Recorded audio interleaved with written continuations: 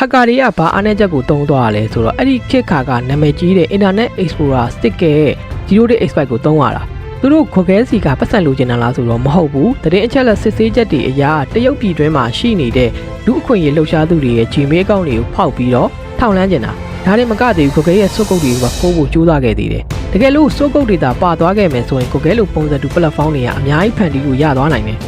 နောက်မှသိလိုက်ရတာကခံလိုက်ရတာခေါ်ခဲတစ်ခုတည်းမဟုတ်ဘူး Adobe တို့ Yahoo တို့ Morgan Stanley တို့လိုမျိုးကုမ္ပဏီကြီးပေါင်း30ကျော်လောက်ကခံလိုက်ရတာဖြစ်တယ်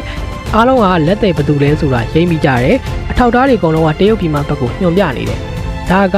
နိုင်ငံတော်အဆင့်ကြောထောက်နောက်ကန်ပါတဲ့ State Sponsor Hat ဆိုတာတေချာတလောက်ဖြစ်သွားတယ်အားလုံးပဲ2009ခုနှစ်ဒီဇင်ဘာလကိုပြန်သွားကြည့်ရအောင်နေရာကတော့ Silicon Valley ခွက်ခဲရုံချုပ် Mountain View မှာပါChristmas ပိတ်ရက်ကနီးလာပြီဆိုတော့ရုံတွင်းမှာအလုပ်တွေပါပြီးတော့အားလုံးပျော်ပါနေကြတဲ့အချိန်ပေါ့အဲ့လိုပျော်ပါနေတဲ့အချိန်မှာခေါ်ခဲရဲ့ Cyber Security Engineer တယောက်ရဲ့ကွန်ပျူတာမှာပုံမှန်မဟုတ်တာတခုကိုသတိထားမိတယ်အဲ့ဒါကဘာလဲဆိုတော့ခေါ်ခဲစာပါတွေက data တွေကပြင်ပ IP address တစ်ခုစီကိုစီးဆင်းနေတာပုံမှန်စီးဆင်းတာမဟုတ်ဘူးတယောက်ယောက်ကခိုးထုတ်နေတာဒါဟာတာမန် hacker တွေရဲ့လက်ချက်မဟုတ်ဘူးဆိုတော့သူတို့ချက်ချင်းသိလိုက်တယ်ဒါဟာခေါ်ခဲမှာအကြီးမားဆုံးအိမ်မက်ဆိုးတစ်ခုရဲ့အစပါပဲဒီလောက်လုံခြုံရေးကောင်းပါတယ်ဆိုတဲ့ခေါ်ခဲကိုဘယ်လိုမျိုးဟတ်သွားတာလဲရှုပ်ထွေးနက်နဲတဲ့ကုတ်တွေရေးပြီးတော့ဟတ်သွားတာလားတကယ်တော့မဟုတ်ပါဘူးအားလုံးကကလေးလေးတစ်ချက်ကနေစခဲ့တာပါ2009ခုနှစ်လယ်လောက်တုန်းကhacker တွေကခေါ်ခဲမှာရှိတဲ့ဝန်ထမ်းတွေကိုတားကတ်ထားပြီးတော့လေ့လာတယ်ဥပမာခေါ်ခဲမှာရှိတဲ့ဝန်ထမ်းတယောက်ကိုသူ့တငယ်ချင်းတယောက်က email ပို့သလိုပုံစံမျိုးနဲ့မေးတစ်ခုပို့လာတယ်ပေါ့နော်ဒါပေမဲ့အဲ့ဒါကသူ့ရဲ့တငယ်ချင်းမေးမဟုတ်ဘူး hacker ကိုယ်တိုင်ဖန်တီးရတဲ့ phishing mail အတူကြီးဖြစ်နေပါတယ်သူ့တငယ်ချင်းကလည်းဘာမှသတိမထားမိပဲနှိပ်မိလိုက်တဲ့အချိန်မှာဘာမှတော့မဖြစ်သွားဘူးပုံမှန် website တစ်ခုဖြစ်လာတယ်ဘာ security အလက်မှလည်းမတက်ဘူးဒါပေမဲ့အနောက်မှာသူ့ရဲ့ကွန်ပျူတာတွေကို malware တွေက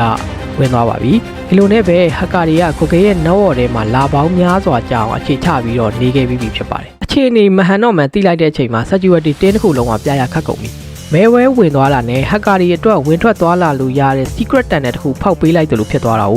အဲ့ဒီညမှာပဲကိုကေရဲ့ security တင်းဟာဆုံးဖြတ်ချက်တစ်ခုချခဲ့တယ်ရုံးမှာရှိတဲ့ကွန်ပျူတာတိုင်းကိုစစ်မဲဆိုပြီးဝန်ထမ်းတွေရဲ့ကွန်ပျူတာတွေကအတစ်တစ်လုံးချင်းစီကိုဖြုတ်ပြီးစစ်ဆေးရတဲ့အဆင့်တီဖြစ်သွားတယ်Map fee လိုမျိုး security အဖွဲ့တွေနဲ့ပေါင်းပြီးတော့စစ်ဆေးလိုက်တော့မှ hacker တွေရဲ့ကုတ်တွေထဲမှာ Aurora ဆိုပြီးတော့ file path တစ်ခုသွားတွေ့တယ်ပေါ့နော်ဒါကတမင်တကာခြံခဲ့တာလားမတော်တဆကြံခဲ့တာလားတော့မသိဘူးဒါကြောင့်မို့လို့ပဲဒီအဖြစ်အပျက်ကို Operation Aurora ဆိုပြီးတော့နာမည်ပေးခဲ့ကြတယ် hacker တွေကဘာအားနည်းချက်ကိုတုံးသွားရလဲဆိုတော့အဲ့ဒီခေတ်ခါကနာမည်ကြီးတဲ့ Internet Explorer sticker ရဲ့ 0.x ကိုတုံးရတာသူတို့ခေါ်ခဲစီကပတ်စံလိုချင်တာလားဆိုတော့မဟုတ်ဘူးတရင်အချက်လက်စစ်ဆေးချက်တွေအရာတရုတ်ပြည်တွင်းမှာရှိနေတဲ့လူအခွင့်အရေးလှုပ်ရှားသူတွေရဲ့ Gmail အကောင့်တွေကိုဖောက်ပြီးတော့ထောက်လှမ်းကျင်တာဒါတွေမကသေးဘူးခေါ်ခဲရဲ့စုပ်ကုတ်တွေကဖိုးဖို့ကြိုးစားခဲ့သေးတယ်တကယ်လို့စုပ်ကုတ်တွေသာပါသွားခဲ့မယ်ဆိုရင်ခေါ်ခဲလိုပုံစံတူ platform တွေကအများကြီးဖန်တီးလို့ရသွားနိုင်တယ်နောက်မှသိလိုက်ရတာကခံလိုက်ရတာခေါ်ခဲတစ်ခုတည်းမဟုတ်ဘူး Adobe တို့ Yahoo တို့ Morgan Stanley တို့လိုမျိုးကုမ္ပဏီကြီးပေါင်း30ကျော်လောက်ကခံလိုက်ရတာဖြစ်တယ်အားလုံးကလက်သေးဘယ်သူလဲဆိုတာရိပ်မိကြတယ်အထောက်အထားတွေအကုန်လုံးကတရုတ်ပြည်မှာဘက်ကိုညွှန်ပြနေတယ်ဒါက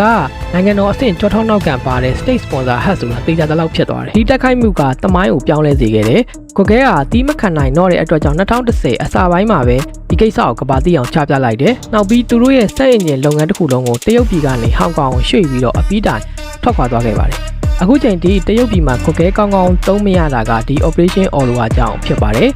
ယနေ့ခေတ်ကျွန်တော်တို့သုံးနေတဲ့ Gmail မှာပါတဲ့ two step verification ဆိုတာလေဒီ Operation Aurora ပြီးမှ Gmail ကနေပြီးတော့ထပ်မံအသစ်ပြင်ထားတဲ့ security feature တစ်ခုဖြစ်တယ်အဲ့တော့စဉ်းစားကြည့်မယ်ဆိုရင်ဝန်ထမ်းတစ်ယောက်ကနေပြီးတော့ link တစ်ခုကိုမှားနှိမ့်မိရကနေဤပညာကုမ္ပဏီတစ်ခုလုံးနိုင်ငံတစ်ခုကနေအပြီးတိုင်ထွက်ခွာသွားတဲ့အထိဖြစ်သွားတယ်ပေါ့နော်ဒါကြောင့်မလို့ကိုယ့်စီကိုမတင်ကားစရာ link တွေဝင်လာတယ်ဆိုရင်လက်ကမြင်းပြီးတော့ရှောက်နှိမ့်နေကြပါနဲ့